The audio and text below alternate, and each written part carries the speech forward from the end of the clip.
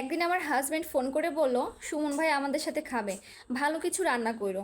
সুমন ভাই তার অফিসের কলিগ, 2-3বার দেখা হয়েছে ওনার সাথে, সেই ঘটনা পরে বলি। কথা মতো রান্না করে রাখলাম, রুই মাছের মাথা দিয়ে মুড়িঘণ্ট, চিংড়ি মাছের ভোনা, লাউ শাক আর ডাল। আমার হাজব্যান্ড বাসায় আসলো ওনাকে সাথে নিয়ে, রাতে একসাথেই খেলো। খাওয়ার সময় সে তো আমার রান্নার কত প্রশংসা, যেন আমার হাতে চুমু খেয়ে নিবে। তো আমি খাবারের মাঝে তার স্ত্রী কথা জিজ্ঞেস করাই সে বললে একটু বাপের বাড়ি গিয়েছে।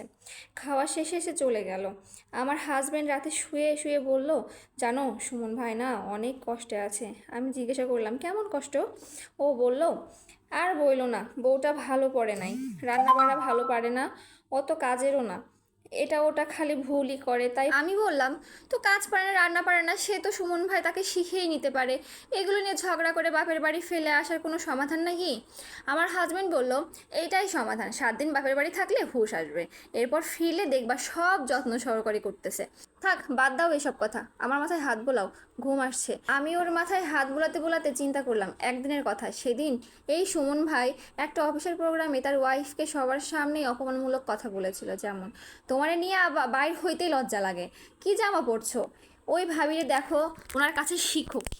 আবার অমুক ভাবিকে দেখিয়ে বলেছিল, ভাবি আপনার হাতের মাগুর মাছ খাইছি, সেদিন অনেক ভালো লাগছে, একটু কাজ শিখায়েন তো আমার বউটাকে, সারাদিন খালি শুয়ে বসে থাকে। আমার কাছে কথাগুলো একদমই ভালো লাগে নাই। আর যদি জানতাম উনি বউ বিদায় করে এখানে খেতে আসছে, তাহলে ঘটনাটা অন্যরকম হতো।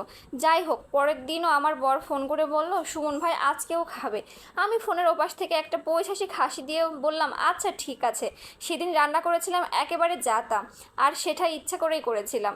টেবিলে বসে খাওয়ার সময় আমার হাজব্যান্ড আমার মুখের দিকে তাকিয়ে আর কিচ্ছু বলল না, আর সুমন ভাই কাচুমাচু করে অল্প খেয়ে উঠলো। আমি বললাম, সুমন ভাই খাবার ভালো হয়নি? সে বলল, না ভাবি ভালোই হয়েছে, আজকে ক্ষুধা কম, আসার সময় বান রুটি খাইছি তো এই জন্য। উনি যাওয়ার পর আমার বর কিছু বলার আগে আমি বললাম, আজকে না শরীরটা অনেক খারাপ লাগছে, টেবিলটা একটু গুছিয়ে রাখবা। আগের দিনে তো খারাপ রান্না খেয়েও পরের দিন আবার ফোন করে বললো, সুমন ভাই আজকে রাতে আসতে চাইছিল না জানো তো, আমি জোর করলাম যে চলেন ভাই আমার সাথে। কই আর খাবেন, বেচারা গ্যাসের রুগী, বাইরের খাবার খেলে অসুস্থ হয়ে যায়, আবার বাসায় গিয়ে ঘর গোছায়, ধোয়া মোছা করে, এর মধ্যে নিজে রান্না করে খাওয়াটাই কষ্ট না বলো? তোমার শরীর যদি আজকে ভালো থাকে তো আজকে ওনাকে সাথে নিয়ে আসবো। আমি আবার সেই মুচকি হাসি দিলাম, বললাম, কেন আনবা না, লোকটার জন্য মায়াই লাগছে, নিয়ে আসো। ফোনটা রেখে কাছামারি রান্নাঘরে গেলাম, পোলাও রাঁধলাম, রোস্ট আর গরুও, সাথে চিংড়িও। রাতে ওরা আসলো, পরে আমার হাজবেন্ড আমার দিকে বড় বড় করে তাকায় বলতেছে, বাসায় কি কিছু পুড়ে গেছে? আমি তাকে এই ব্যাপারে কোনো উত্তর না দিয়ে বললাম, তুমি একটু পরে খাও, শেষ কয়দিন তো আমার সাথে খাওয়াই হলো না। জামাই ভাবলো আমি রোমান্টিক মুডে আছি।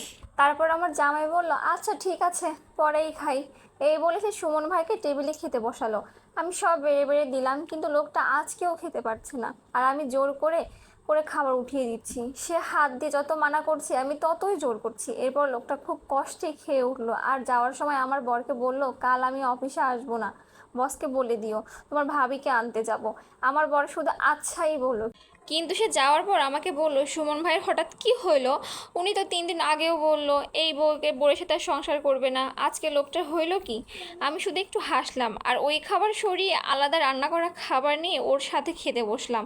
খেতে খেতে ভাবছিলাম, আমি যদি প্রতিদিন লোকটাকে ভালো মন্দ খাওয়াতাম, সে তার স্ত্রীকে কালকেও আনতে যেত না, বরং এই নিয়েও মহিলাকে খোটা শোনাতো, জানো অমুকের বইয়ের হাতের রান্না কত ভালো, তোমার আর আশা লাগবে না, আর আসলেও ওনার কাছ থেকে রান্না শিখো।